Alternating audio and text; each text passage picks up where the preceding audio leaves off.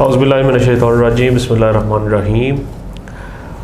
السلام علیکم ویورز، آپ دیکھ رہے ہیں پاک نیوز پاکستان کی آواز، اور میرے ساتھ موجود ہیں ڈاکٹر اعجاز بشیر صاحب۔ کسی تعارف کے محتاج نہیں ہیں، بہت اعلیٰ درجے کے سوشل کام کر رہے ہیں۔ ڈاکٹر صاحب سے مزیدار گفتگو آج ہونے جا رہی ہے، اور کچھ سوالات ہوں گے، ان کی ڈیلی روٹین کے بارے میں بھی ہم جانیں گے کہ اتنا بزی اسکیڈول وہ مینیج کیسے کرتے ہیں۔ السلام علیکم ڈاکٹر صاحب۔ وعلیکم السلام سر، کیسے ہیں آپ؟ الحمدللہ، اللہ کا کرم۔ سب سے پہلے آپ کو اسٹوڈیوز میں آنے پہ مبارکباد۔ Thank you very much. Welcome very much to the studios. اچھا سر، مجھے بتائیں، اتنی جو بزی روٹین ہے، how do you manage all this workload? جی بس الحمدللہ، اب میں پچھلے 30 سالوں سے اسی طرح سے میری کوشش ہوتی ہے کہ جو بھی کوئی بھلائی کا کام، کوئی نیکی کا کام جو میرے سے ہو سکتا ہو، میں اس کو ضرور کروں۔ تو اس میں بہت فجر کے بعد جو ہے میں تھوڑی سی پلاننگ کرتا ہوں اپنی چیزوں کی کہ کس طرح سے وہ آسان وقت، تو بالکل فری ٹائم ہوتا ہے، تو اس کے بعد پھر ریڈی ہو کے ہاسپٹل۔ اب ظاہر ہے پروجیکٹس 3-4 پروجیکٹس ہیں جو میجر پروجیکٹس ہیں، اور اس پہ پھر مجھے جانا ہوتا ہے، ساری چیزوں کو دیکھنا ہوتا ہے۔ اور سب سے بڑی چیز جو مجھے پریشانی والی بات ہوتی ہے کہ خود سے چیزوں کو ڈیپتھ دیکھنی ہوتی ہے، کیونکہ یہ جو بھی میرا کام ہے آپ دیکھیں گے وہ روٹین نہیں ہے۔ روٹین نہیں، یہ ہر کام میں ہر دن نئی سے نئی چیز، نیا سے نیا چیلنج۔ ایگزیکٹلی، چیلنج بھی نئے آتے ہیں، اور میری خواہش ہوتی ہے کہ دنیا میں کہیں کو اچھا کام ہو رہا ہے یا بیسٹ کام ہو رہا ہے تو ہم بھی وہی اسٹینڈرڈ اچیو کریں۔ اس وجہ سے ذرا میرا جو ہر دن جو ہے وہ نیا دن ہی ہوتا ہے۔ سر، یہ آپ نے بہت اچھی بات مینشن کی کہ فجر کے بعد آپ پلاننگ کرتے ہیں۔ الحمدللہ۔ آج کل کی یوتھ کو کیا پیغام دیں گے جو ساری رات کام کرتے ہیں اور فجر کے ٹائم ایگزیکٹ سو جاتے ہیں؟ یہ ایک بڑا المیہ ہے، کیونکہ دیکھیں اللہ تعالیٰ نے جو انسان کو بنایا ہے نا، تو قرآن میں کہا گیا کہ رات کو آرام کے لیے بنایا گیا، اور آرام جب رات کو کرتے ہیں تو برین ریپیئر ہوتا ہے بیسیکلی۔ دن میں جتنی اس کی ساری ایگزرشنز ہوتی ہیں، رات کو ساری باڈی ہر چیز ریپیئر ہوتی ہے۔ تو یہ میں تو یہی کہوں گا نوجوانوں سے کہ اپنے ٹائمنگ کو سیٹ کریں۔ یہ دنیا جس طرح بھی چل رہی ہے، لیکن آپ کو اللہ تعالیٰ نے ایک پورا پلان دیا ہے کہ ایسے چلنا ہے۔ تو بینگ مسلم، بینگ یوتھ، آپ کو اس سسٹم پہ چلنا چاہیے جو اللہ نے دیا ہے۔ Like are these people going to turn into zombies in upcoming future? یہ جو زومبی وائرس کہتے ہیں، ہمیں تو لگتا ہے ساری رات جاگنے کی وجہ سے وہ صبح ایک عجیب سی صورت ہوتی ہے انسان کی۔ بالکل۔ ڈاکٹر صاحب، مجھے یہ بتائیے گا، جیسے کہ ہم نے پریویس بھی آپ کی ساری دیکھی اسٹرگل، کلیفٹ ہے اس کے اندر، پھر آپ کے ملٹیپل پروجیکٹس ہیں جس میں آپ نوجوان بچیوں کو بھی پڑھا رہے ہیں، ساتھ اسکل ٹریننگ بھی ہو رہی ہے۔ ان فیوچر کیا پروجیکٹس آ رہے ہیں آپ کے؟ جی دیکھیں، اس میں سب سے جو مین میرا معذوری جو ہے، دیکھیں معذوری ایک ایسی چیز ہے جو انسان جو معذور ہے اس کے لیے، اس کی فیملی کے لیے، اور اوور آل معاشرے کے لیے بہت بڑا برڈن بن جاتا ہے۔ دیکھیں حکومتوں کے لیے، معاشرے کے لیے برڈن ہوتا ہے کہ یہ بچے جو ہیں، معذور جو بچہ ہے وہ کبھی بھی زندگی میں وہ اچیو نہیں کر سکتا جو اس کو نارمل بچہ کر سکتا ہے۔ تو اس میں بہت سی چیزیں ایسی ہیں جس میں پاکستان میں، جس سے کلیفٹ میں پاکستان میں کبھی اس طرح کا کام ہوا نہیں، کیونکہ یہ بہت پلاسٹک سرجری، آپ کو پتہ ہے دنیا میں مہنگی ترین ٹریٹمنٹ ہے، اور کلیفٹ سرجری پلاسٹک سرجری سے اوپر کی ٹریننگ ہے۔ اور پھر یہ خالی سرجری نہیں ہے، یہ اس میں audiology, speech therapy, dentistry, ENT specialist, ہر پوری ٹیم ہوتی ہے۔ اور الحمدللہ یہ کلیفٹ ہاسپٹل جو ہے پاکستان میں ایک ایسی یونیک چیز ہے کہ جو کچھ کہیں UK، امریکہ کہیں میں کوئی بیسٹ اسٹینڈرڈز ہیں نا، تو پوری کی پوری ٹیم جو وہاں پہ ہے وہ یہاں پہ موجود ہے، اور یہ ایشیا میں اس وقت ٹاپ سینٹر۔ اچھا، جو آپ کا سلوگن ہے کہ free cleft services are available, اس کے اوپر پورا اترنا کتنا مشکل ہے دور حاضرہ میں؟ جی بہت زیادہ مشکل ہے اس میں، جو ہے نا میں تو اب یہ فوکس دیکھیں کیا ہے میں نے کہ جو غریب آدمی ہے نا اس کے لیے فری کیا ہے، جو فورڈنگ کلاس ہے وہ پے کریں، کیونکہ ایسے ہی ہوتا ہے کہ اگر کوئی ہم بھی اگر ایفرٹ کر رہے ہیں یا کوئی اپنے ڈونیٹ کر رہا ہے، زکوٰۃ یا پیسے ڈونیٹ کر رہا ہے، تو وہ تو مجھ سے پہ لگنا چاہیے نا۔ جو ایک جسٹیفکیشن نہیں، ایک بندہ جو فورڈ کرے اس پہ فری دیا جائے۔ شروع میں ہم نے یہی تھا سلوگن، فری ہم کرتے تھے، لیکن اب ہم نے یہ کیا کہ جو افورڈ کر سکتا ہے وہ پے کریں، اپنے خراجات پے کریں۔ لیکن پروفٹ تو ہمارا آبجیکٹیو ہی نہیں ہے، لیکن ایکچولی اگر وہ اپنا کرے گا تو ایک تو وہ جو اس پیشنٹ کی ٹریٹمنٹ کا برڈن ہے وہ ہو جائے گا، مطلب وہ خود اس نے اٹھا لیا، اور اگر کچھ پیسے سیونگ ہوتی ہے تو وہ اس غریب آدمی لگیں گے۔ اور ہم ہر وقت فنڈ ریزنگ کے چکر میں پڑنے کی بجائے ہم کم از کم اپنی اسٹیبلٹی پہ آ جائیں گے کہ جو اسٹیبلٹی جو آپ کا کام ہے جی آپ اس طرف اس کو آگے فوکس کر سکتے ہیں. کیونکہ میرا ٹائم جو ہے اگر میرا ٹائم فنڈ ریزنگ سے بچ کے اگر میرا ٹائم آگے ڈیولپمنٹ پہ لگے گا تو وہ فائدہ ہے. بالکل. سر آپ نے فنڈ ریزنگ کی بات کی, اسی کو کنٹینیو کرتے ہیں. فنڈ ریزنگ کے اندر آپ کے دوست, حلقہ احباب ہیں یا مہیر حضرات ہیں, یا کون سے لوگ ہیں جو اس پروجیکٹ میں آپ کے ساتھ ہیں؟ جی اس میں شروع تو سٹارٹ تو فیملی سے ہوا تھا, اس کے بعد پھر چیریٹی بگنز ایٹ ہوم. جی ایگزیکٹلی, الحمدللہ میرے سارے بھائی میری فیملی سارا سپورٹ دیکھیں جگہ پہ ہوتی, ہر چیز جو ہے ڈونیٹ کی. اب والدہ کے نام پہ ٹرسٹ بنایا ہم نے, یہ عائشہ بشیر ٹرسٹ. تو یہ سارے ایک فیملی کے تھا. اور دوسرا یہ تھا کہ میں الحمدللہ میں اپنا جو ہے اس جو ہے چیریٹی کام میں سے میں کوئی پیسے نہیں لیتا, میں الحمدللہ رضاکارانہ کام کرتا ہوں. تو یہ ایک بہت بڑی ایک ادارے کے لیے سپورٹ ہوتی ہے کہ آپ کو ایک مین بندہ جو آپ کو فری میں اویلیبل ہے.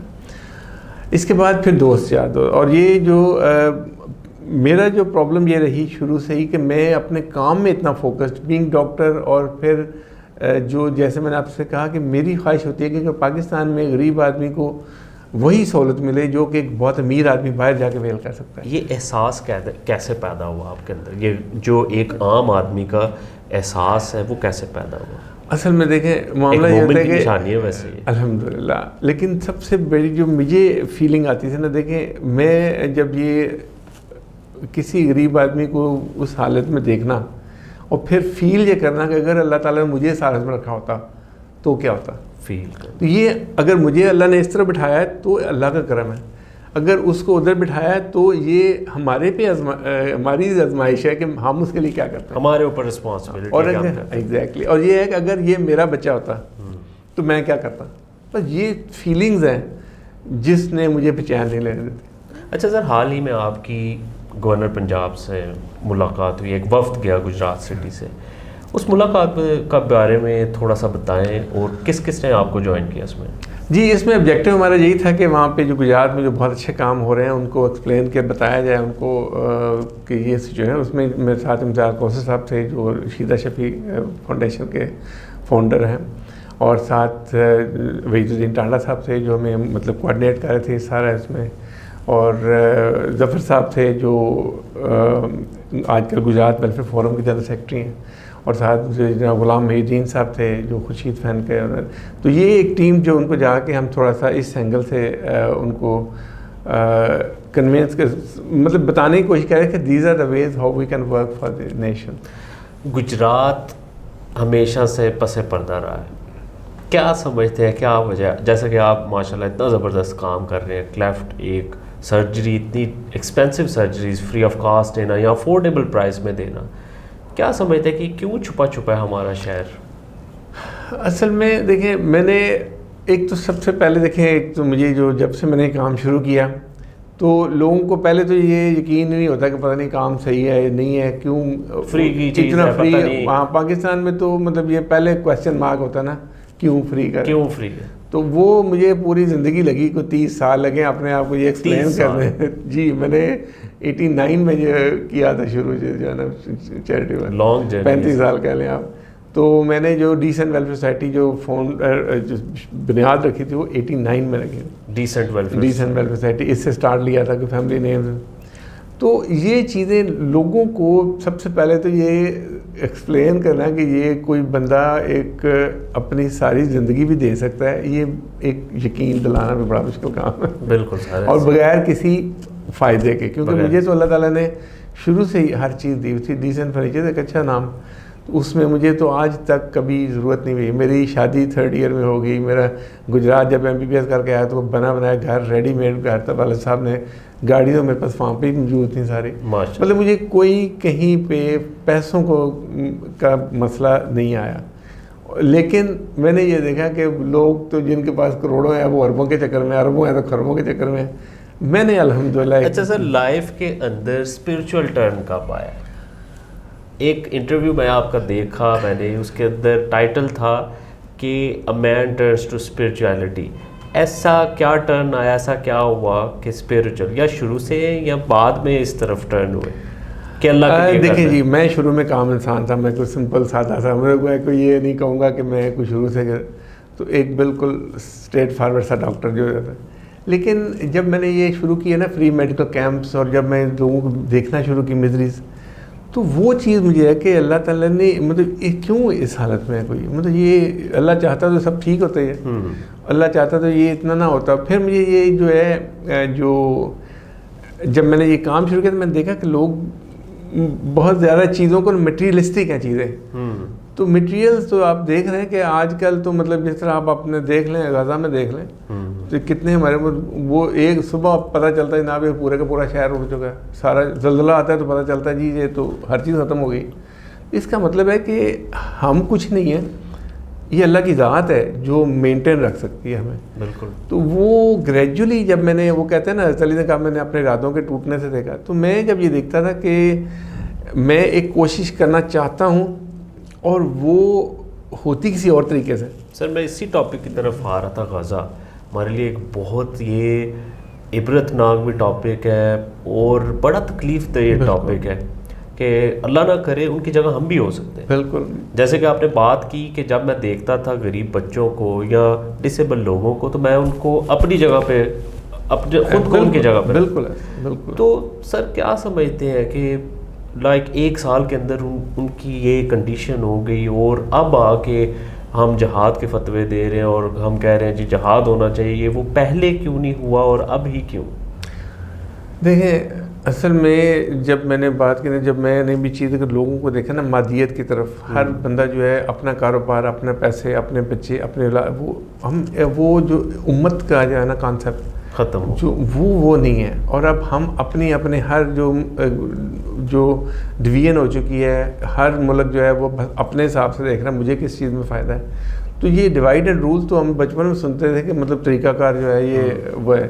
تو ہمیں امت مسلمہ کو تقسیم کیا گیا اور اس کے بعد پھر اب ایک ایک پکڑ کے سب کو جو دیکھا کہ جو زیادہ اس کو پہلے الگ کر کے ہسٹری ہے ساری.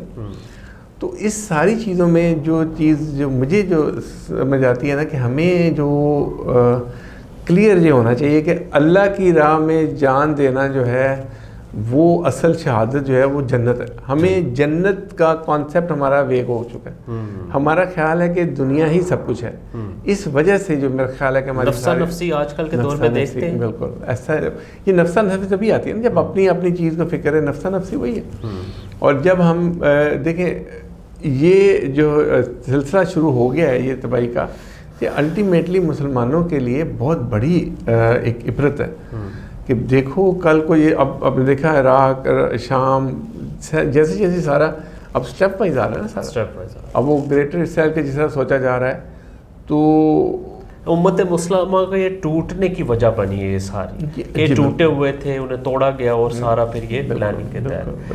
اچھا سر واپس آتے ہیں ہم گجرات, پنجاب, پاکستان میں آپ کی جو کاوشیں ہیں انہیں ہم سراہتے ہیں, اور آپ جیسے جتنے سوشل ایکٹیوسٹ ہیں ان کی کوئی میٹ اپس بھی ہوتے ہیں گجرات میں یا باہر, کوئی فنڈ ریزنگ کے علاوہ بھی یہ لوگ ملتے ہیں, پلاننگ کرتے ہیں کوئی فیوچر پروجیکٹس کے اوپر؟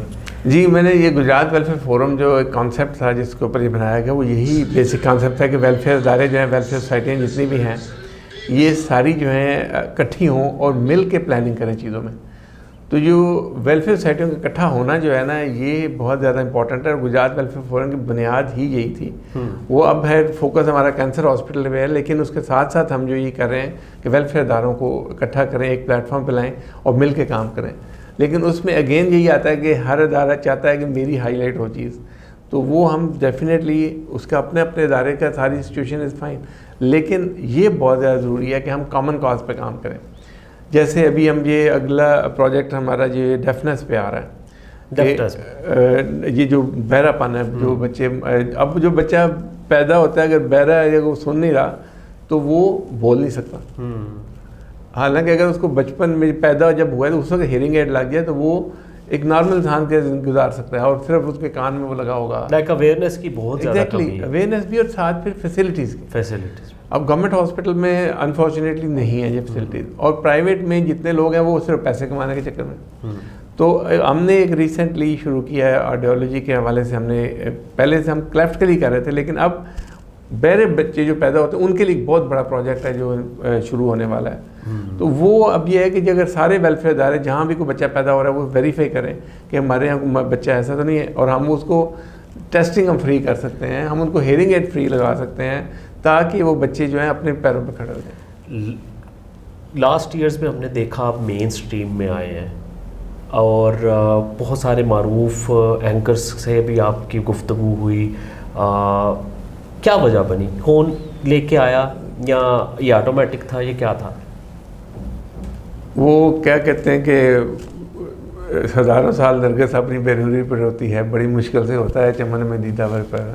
تو یہ جو سبزر حسین ورک صاحب ہیں جو ہمارے ڈپٹی کمشنر موجود ہے, میرا خیال ہے کہ ان کا بہت بڑا رول ہے مجھے اس منظر عام پہ لانے میں. لائک کمشنر صاحب کی جو کولیبوریشن ہے وہ آپ کو جی, مین اسٹریم یہ ایکچولی میں سمجھتا ہوں کہ ہی از دا فرسٹ ڈپٹی کمشنر جنہوں نے کہ ایکچولی میرے کام کو ڈیپتھ میں جا کے انڈرسٹینڈ کیا ہے اور اس کی جو ورتھ ہے, جو ویلیو ہے, اس کو پہچانا ہے. تو میں تو کریڈٹ دوں گا ڈی سی صاحب کو, ورک صاحب کو, کہ انہوں نے اس چیز کو جو ہے نا انڈرسٹینڈ کیا اور وہ اس کو لے کے آئے کہ واقعی یہ کرنا بڑا کام ہے. اچھا sir, last but not the least, youth کو کیا پیغام دیں گے اسلام وائز بھی, اور پھر آپ دیکھتے ہی ہوں گے, آپ سوشلی ایکٹیوسٹ ہیں, کافی زیادہ چیلنجز ہیں یوتھ کو, پڑھائی میں بھی, ویسے بھی وہ مورلی بھی اور مینٹلی بھی ڈسٹرب ہے, تو کیا میسیج دیں گے؟ جی, میں سب سے پہلے تو یہ کہوں گا کہ قرآن کو ترجمے سے پڑھیں, کیونکہ میں دیکھتا ہوں بے شمار حافظ قرآن ہیں اور سارے لوگ مطلب جو, اور عام پبلک جو اسکولوں میں ویسے قرآن کو اب گورنمنٹ کوشش تو کر رہی ہے, لیکن اگر قرآن ترجمے سے پڑھ لیا جائے تو ہمیں کم از کم ویژن کلیئر ہو جائے کہ ہمارا دنیا میں آنے کا مقصد کیا ہے. تو اس کے بعد یہ ہے کہ اپنا جو ہے نا یہ جو پیسے کی دوڑ ہے نا, اس کے پیچھے بھاگنے بھی ہے, اپنے اندر کو پہچاننے کو کریں. آپ اپنے ٹیلنٹس دیکھیں, بعض کا اپنے آپ کو کھو جاتے ہیں. بہت بڑے بڑے ہمارے ٹیلنٹ جو ہیں وہ صرف پیسے کے چکر میں گم ہو چکے ہیں. Thank you so much sir.